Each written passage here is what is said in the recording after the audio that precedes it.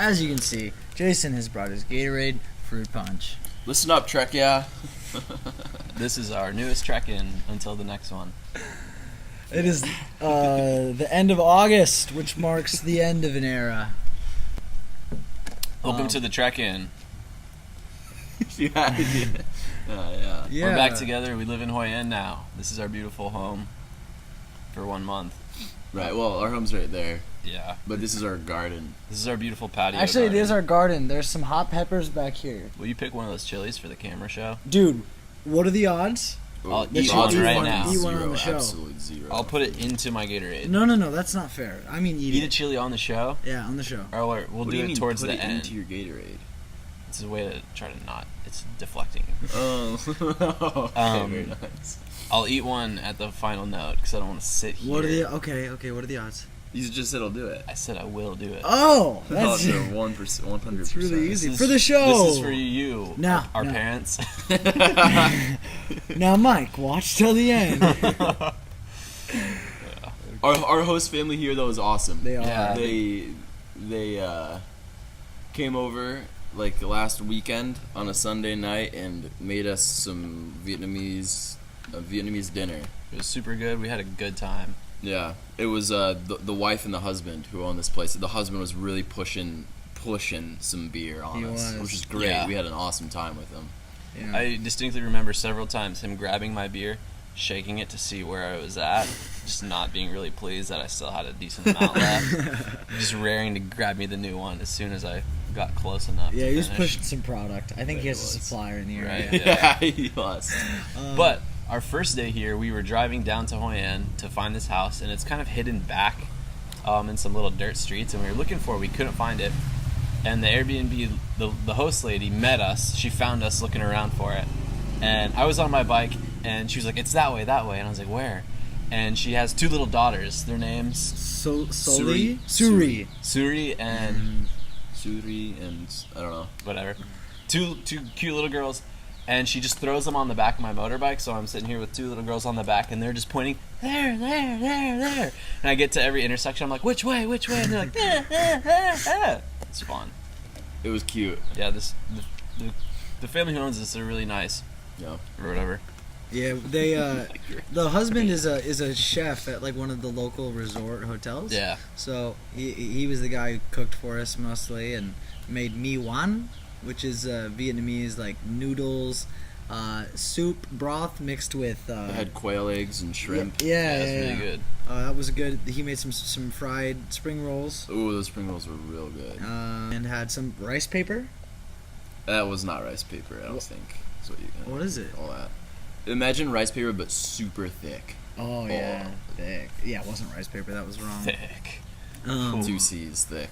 Whew. Yeah, we had some good banter. The wife found out that Evan was the youngest of us and kept referring to him as Big Baby. I'm Big baby. baby. Yes. Big baby. She said it really funny. One thing about Hoi An, Western food is relatively very expensive in Hoi An, like if you compare it to like Da Nang, and that's because the tourism here is wild. It's so concentrated. This is a relatively small place, and there's so many tourists. This is the most different place we've lived in Vietnam. Like different than it stands out among the other cities we've lived in. Would you disagree? I don't It's know. interesting. My Vietnamese friend was telling me that since Hoi An is a UNESCO heritage site, I think like the inner part of it is like the whole thing, Mhm. and so the government said you can't make anything above like 3 stories in like those areas, and they even like went and destroyed the 4th and above floors on people's things. So they're definitely trying to control the tourism, but. It's wild. I figure you just build more houses, more smaller houses, to house all of them now. Yeah. The Airbnb host, she bought this place 3 years ago, Yeah. and the cost was around $160,000 US, and now it's like 300 some. Yeah. And it's been like 3 or 4 years of investment, and that's just because like Just the property value. this of this property place? about it's shot up from 150-ish to 300 some. We live on Or an it's been island all right right. now. Island life, guys. We live on an island. Yeah, island life. Yeah, I guess. In Da Nang it was beach life. Bali it was salt life. Now we're island boys. Island boys, yeah. We have a jungle right here. Which you could maybe see a monkey at some point. Who knows? It looks Coconut forest. like Coconut monkeys forest. could live there. Yeah. This house has lots of spiders. Yeah, we've had 2 pretty big spider scares. A couple. I had one. He Smaller. was a fat bastard. To be honest, to He be was frank, He was a fast bastard. he was fast too. I feel like the spiders in Asia are so on a next level speed wise. Evolution, dude. There was I had my shoe, and I saw him in the bathroom. He's huge, and I was like, I'm gonna kill this guy, and I had to like pump myself up a little bit because he's really big, and I went for it, and he just easily dodged, and so He was laughing. I think I heard him I chuckle. could hear him laughing behind the toilet. But then the next day I saw him again, so I was like, okay, this time I'm really gonna kill him. And so I went as fast as I could. He easily dodged again, and so he was just like living behind my toilet for a few days. It was terrifying. I was peeing from across the bathroom. And then what happened? And then Jason and I We geared up. we geared up. We geared up with some spray, some heavy duty bug spray. Some projectiles. Some giant launching water bottles.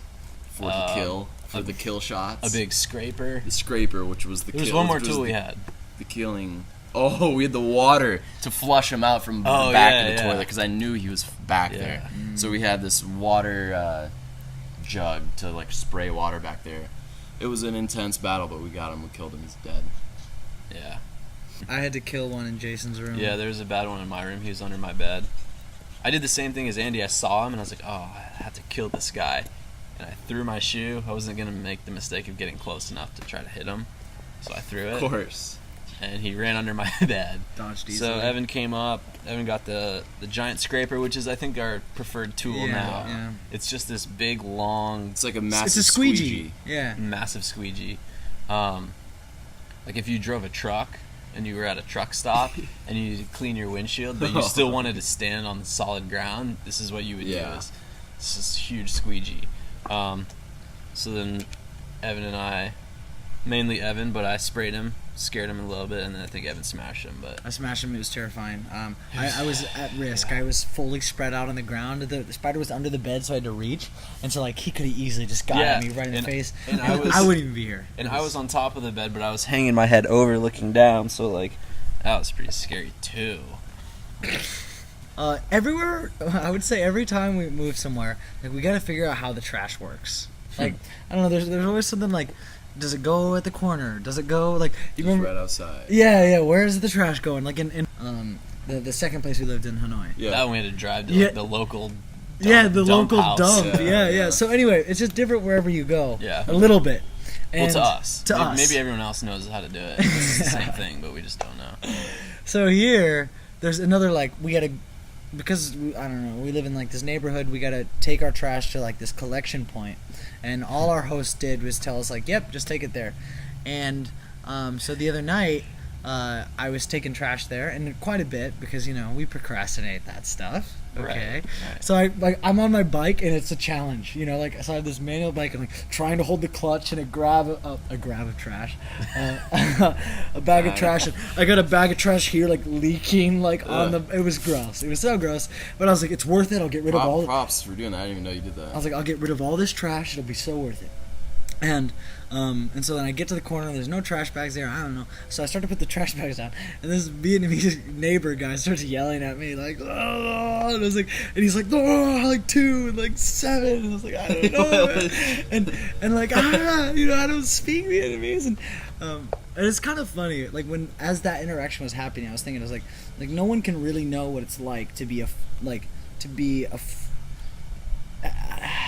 the language barrier that happens when it's like, say an immigrant is in the US or in any country and they're like trying to do something and you just keep talking to them in the language that they don't understand. Right. Like It's such a unique feeling where it's like this guy is like he's just like really just maybe he's trying to be helpful, you know, I don't know, but he's just it's like out of Or like when you're in an Uber and you're just speaking English to them and they're just speaking Vietnamese back to you while you're trying to like figure out where to go. Go right. Right. And he's like doesn't know what right is, but you keep saying it. And he's saying like complex books, you know, like he's or complex books, like complex sentence structures and paragraphs. I don't know, I haven't had my morning coffee yet. It's really kind of it's apparent, brother. But anyway, so he was yelling at me, so then I had to pick up the gross trash What'd you bags do with it and after? load them back. They're right there. I didn't know about it. They smell so bad. They So smell. now we'll just burn our trash. We just I burn guess. our trash now. I haven't found a good cafe because like he's saying, like whenever you move somewhere you got to figure out the trash. You also got to figure out like where you're working, where you're doing everything at, because we work so much we need like solid Wi-Fi. AC is a big plus. Yeah. A must even, I would say. Yeah. But Dingo Deli, this place has been like our absolute spot. They have good deli sandwiches there. Oh. They've got some good stuff. And I was telling Evan that we will, because we also launched our first Amazon product this month, and like we will remember, at least I know I will remember this house and Dingo Deli as far as like launching this product for sure. That's been something that's really interesting when we move so much and we spend like 1 or 2 months in a place, is like as we grow our business, we like each phase is connected with a house or a place we live. So it's like the time when we were like really struggling to get any momentum is like I would always remember the D10 place in Saigon where we would all come in their morning meeting and it was just like hot and sweaty and like construction so loud. Oh. And I was only drinking water that month, so I was just getting gnarly coffee headaches, and it was just this is so brutal. And then when we were like narrowing down our product research, I just think of Fika Cafe in Hanoi, and like meeting there every day, and like, all right, we're actually gonna do something now. Yeah. And then launching is gonna be spider battles and launching a product. Yeah. Evan ran a marathon.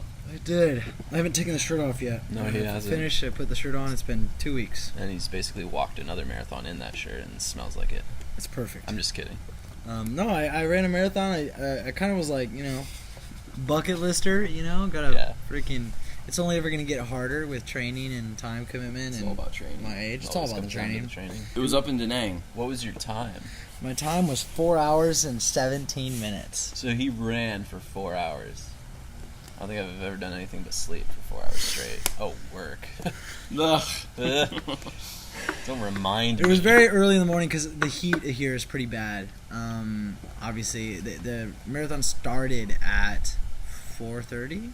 So Jason and I were up there with Evan up in Da Nang. We stayed at a hostel, and kind of. Right, kind of. But we had the bright idea. We'll just stay up until we'll just stay up until we deliver Evan to the starting line, and we'll watch him go, and then we'll go sleep for 4 hours, wake up, and then we'll watch him finish. Yeah. And we did. I don't have any like super crazy stories about the marathon. I was like at mile 25 or mile 24. It's a 26-mile race, so the very end of it, and I had hit a wall like 5 miles before, and so I was running pretty slow. Still fast though. And anyways, so I'm running, and I'm a pretty competitive guy, and so I'm like pretty worried about like people passing me, and like I'm like, oh no, and then I look over, and there's this short old Asian dude who's running in his pajamas and is in bare feet, no shoes, and he just runs right past me, I'm like, He's old. I later saw on Facebook that because they posted a picture of him in the marathon. He was 61, and this was his 148th marathon. Oh my god. Yeah, and he That's more than 2 marathons a year. And he just rocked for 61 years. right on past me. Right? I think so. If that math lines up, then yeah. But there's no way he started at 0. At 0. You know what I mean? Yeah, I get it. Yeah. It's not that hard. Like if you're not that hard to run at 0, bro. Come on, man. Yeah. Runs 1 marathon, and now he thinks it's not that hard. We went snorkeling, sort of. We went snorkeling. I didn't. Andy didn't go. Me and Evan went to some island. It was alright. It was fun. but the snorkeling wasn't as good as Bali, but it was fun. We drank some beers. Yeah, we certainly had a better time than everyone else. I know that. Why is that? I don't know. I don't know. Everyone. We were just like. Were you in like a group of people? Yeah, it was a pretty big boat actually. Oh, there would be like 12 of you or something. No, there's like 40 or 50 like people. like half of most of them were doing scuba diving, and then there's probably like 15, 20 of us doing snorkeling. But we were having a good time. Everyone else was having an okay time.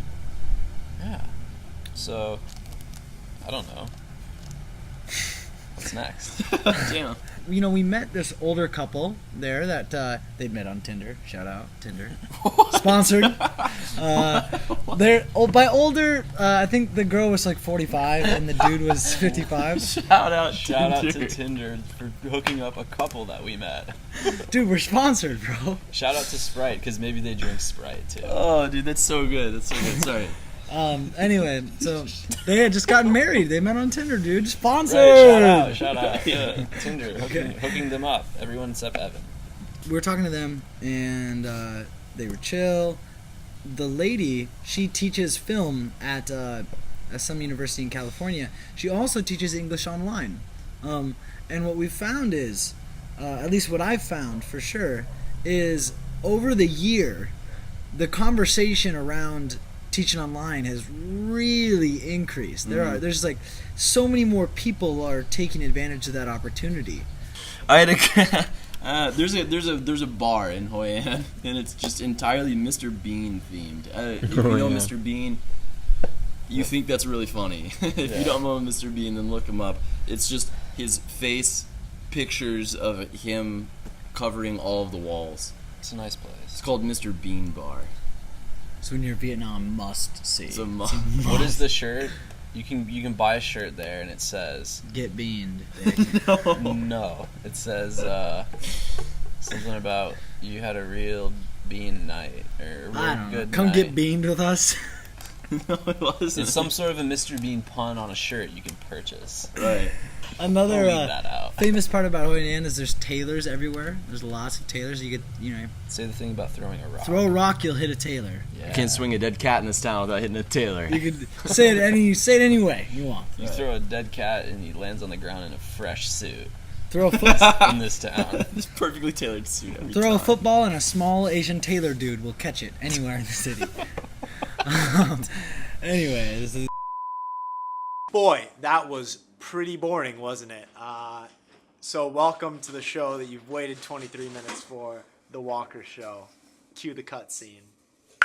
Who's the best American? Is it you? And I say you never love again. But I do, whole planet on the seas, boy. That's how we do. And they know we keep a blind eye to hide the truth. Who's the best American? Is it you? All right, that's pretty good. That's good, dude.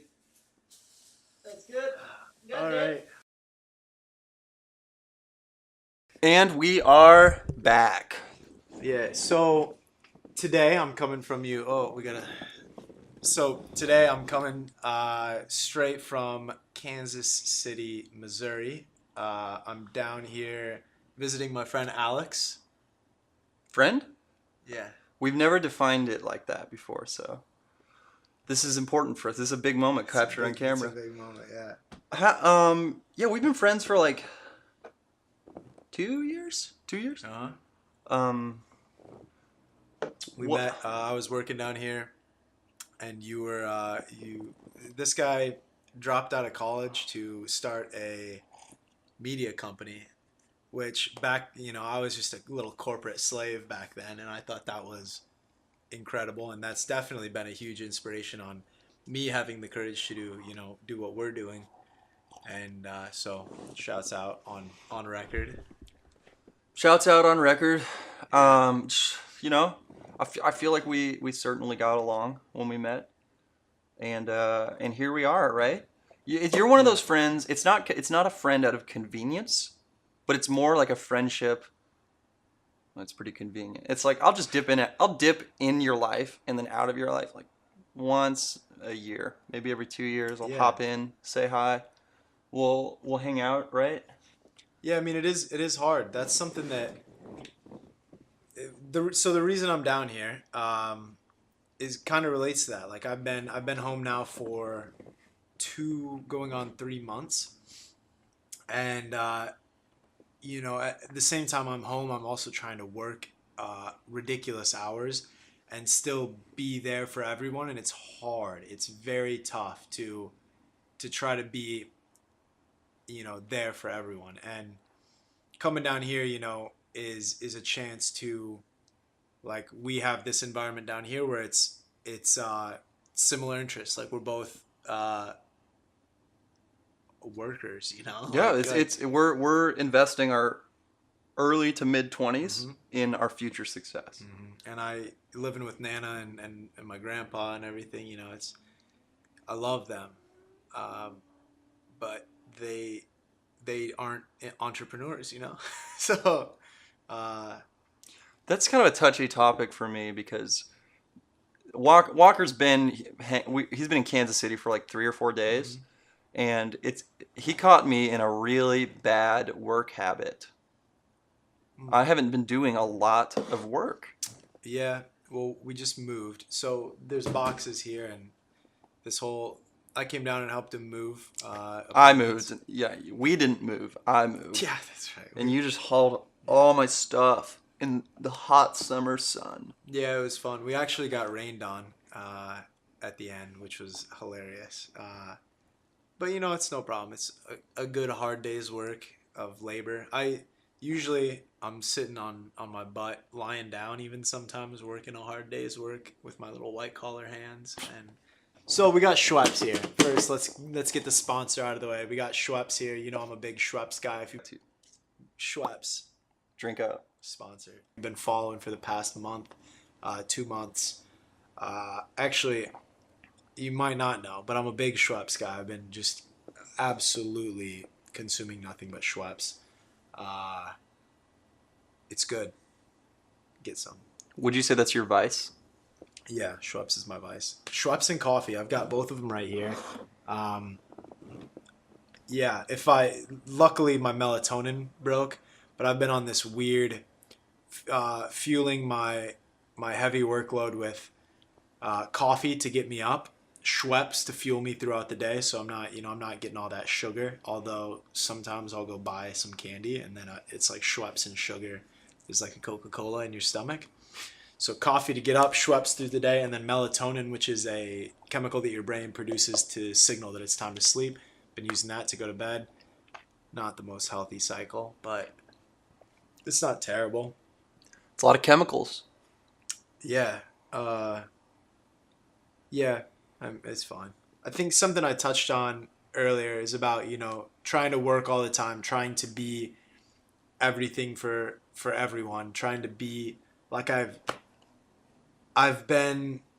made a note in my notebook, like, you know, I did some goals and vision stuff a couple months ago when I first got here, and part of it is, you know, like family, like love. I want family is an important thing to me, and it's the reason I'm back right now, and the reason I'm not already back in Vietnam is to spend this time with. The focus has been my grandparents because they're old, but also I made a note, you know, I have this pressure inside to not miss anyone. Like I want to make sure that I hit everyone that's important to me, and there's, you know, a part of my family that I haven't gotten to yet, and I've been like putting it off because I can't give them the time that it deserves, and that shit is just stressing me out. I've definitely had an increase in stress in the past half year, with our work picking up our hours and everything, and it's something that I think I'm doing an okay job managing it, using the stress as a driver, not as like that maybe sounds terrible. I don't know. There's probably 4 people watching this. If one of them is a stress expert and I'm tearing my life apart, send me a private message, subscribe, thumbs up, leave your email in the comments. It's wild. We're sacrificing our young lives right now to hopefully be able to be there for everybody in the future, and it's just tough. It's a lot of pressure, but I love it. Do you love it? I love it. I looked at the camera when I said it. I love it. Is it very clearly like your course of action? Like, I mean, do you waver in your confidence in your plan? No.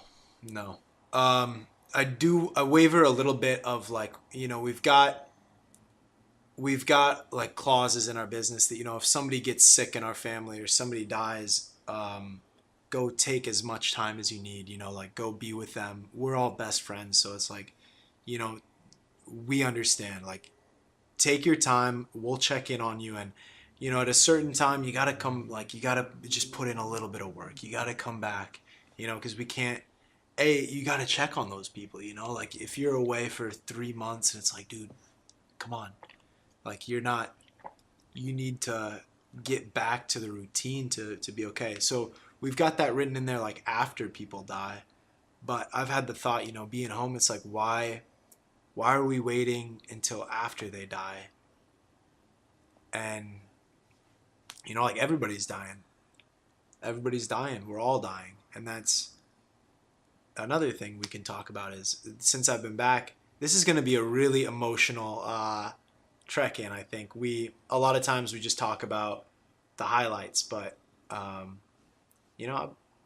let's switch it up. This is the Walker show, so everybody knows I'm in my feelings. So since I've been back, I've been really terrified of death, really terrified of regretting things, going backwards, not making the most of, we in our business, we track a lot of time. And it's become a compulsion. So I've always got this clock going, and I'm very aware of wasting time, very aware of, how things, time only goes in one direction, and that's terrible. It's terrifying. It's, it's terrifying and terrible. But you've got what you got, and it's something that drives me, is like, I don't want to regret certain things. And you asked, is this the right course of action? Yes. Like, yes. Being in the business has been the thing in my life that has really transformed me from a boy to a man. Like, I found competence through working with these guys. So it's already rewarding you. It's already, I can see the amount of growth I've had this past year. Don't go watch our first Trekyeah. That it's an interesting thing to look back, because we've documented this whole thing, to look back and see the growth. But it's the most rewarding thing that I've ever done is being with these guys, building this business. It's the most like, it's the most rewarding, and it's been the thing that's grown us the most. And I'm sure, like with you building your own business and doing this stuff, is it similar? Yeah, I mean, it's certainly there's a lot of rapid growth. Mm-hmm. And I'm very excited about it, like about the person that I'll be next year, Mm-hmm. But it sucks, dude. It's hard. Mm-hmm. It's very challenging. Mm-hmm. And I generally resent that, right? Like I just You resent that it's challenging? Yeah, absolutely. Like my behavior is totally like path of least resistance. Like I'm just gonna do what I want in that moment, and that's so bad. That's so terrible. What a horrible, like. Would you say you lack discipline? Absolutely, yeah. 100%, 100%. And you're all alone. It's just you. So that's tough. Like we have accountability. Yeah. Jinx. You owe me soda. Jinx again. How's that for accountability? No, you owe me 2 sodas. I got 2 sodas. I got 2. Schweppes. Drink up. Sponsored. That was so cute. Yeah, I mean, it must be tough. Yeah, I mean, self-motivation is very difficult for me, and it's really just taking the right dose of motivation and kicking yourself the right amount when you mess up, because there's no cap, right? There's no minimum, there's no maximum. So you wake up and you start the day and you either like work for 18 hours and destroy yourself, or the exact opposite, and literally just sit at your desk for the whole day and put off working for the entire day. Put off like what's necessary, what's business related. Mm-hmm.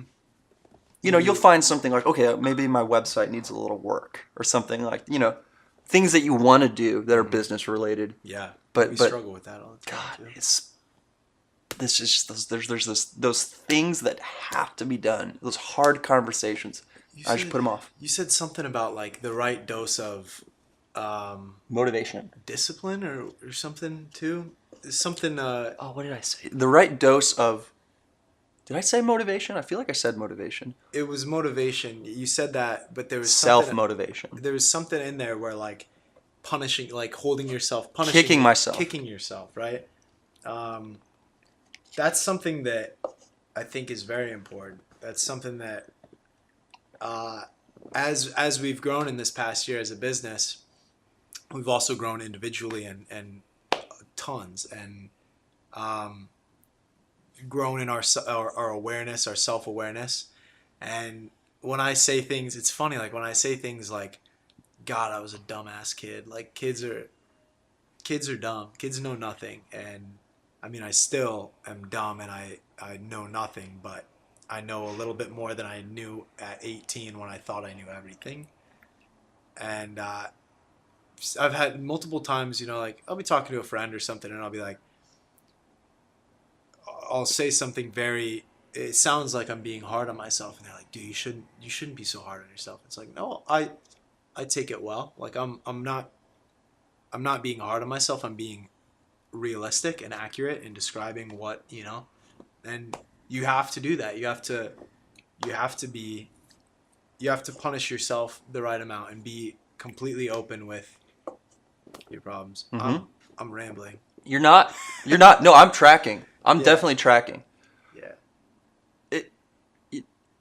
It's like, what's the appropriate amount though? I guess whatever changes the behavior in a realistic amount of time, depending on the behavior. Mm-hmm. So whatever gets the job done, right? But why do you think people encourage you not to be so hard on yourself? Is it a lack of understanding? It might be a lack of understanding. Yeah, it might be like I mean, negative self-talk that's a prominent issue, that people just like beat themselves up and don't forgive themselves. And I think that's a difference, is when I do it, like when I say, God, I was a dumbass kid, like I totally forgive myself for being a dumbass kid. Like I needed to be a dumbass kid. And so I'm saying that, but I'm not like, fuck, I was a dumbass kid, and like I'm not holding myself against it. Like I'm admitting that. I'm acknowledging that. You're categorizing it. Mm-hmm. You're categorizing it. You're taking, and correct me if I'm wrong, you're taking this behavior of yours, mm-hmm. and instead of kind of like shaming yourself with it, you just remember it. You store it. Yeah, like and I'm not yeah. So yeah, I feel like we've had conversations where Walker will refer to, his younger years, or refer to something that's happened fairly recently, and he always, I mean, there's always a lesson. There's always a very concrete takeaway from this. They're not just memories. They're not just things that happened. They're like, it's like data for you. Do you think you're an analytical person? Like a constantly assessing the situation type person? I think more now than I was last year. I think that's something in our business we focus on, growth and development, and being completely, like, trying to be as aware of your faults and your benefits, or your pros and your cons, be aware of all your shit, and know what you can change, what you can't change, and work to, I was saying earlier, like, I want to be perfect, and perfect means a different thing for me than it means for anybody else, but I want to do, like, it's part of, I'm terrified of death. I'm terrified of this regretting things, terrified of the fact that you can't go back in time. So if I waste 5 hours on just scrolling through Instagram, it's like that's 5 hours that I'll never get back. I already feel like I wasted. Then this is another part. It's going to sound harsh, but I feel like I've wasted, 22 years of my life. But I was growing up. I needed to grow up, right? Like, I'm not holding it against It myself. doesn't sound harsh at all. But I mean, you just had no goals. You were just floating. Yeah. You were like a bacteria responding to stimuli. I was a parasite. You just. I mean, like now you have a concrete goal. Yeah. It's all of your focus in your it's- whole life. It's amazing having being oriented to something. Oriented. I like that. Well, we certainly covered a lot of topics today, Walker. Is there anything that you feel like we missed in our conversation today? Yeah, I've got notes here just about old people. I don't know why I wrote that. I think it was just to talk about how awesome old people are, and spending time with my grandparents this summer. I just love old people, man. Old people. People who've just been through stuff. They're a wealth of information. Why do you laugh? I feel like you feel embarrassed at what you just said. I don't. I'm just trying to think of like the accurate description of. I don't know. I just love old people. Like, maybe it's that they've seen so much, experienced so much, and I feel like I can learn from them and learn from their life. And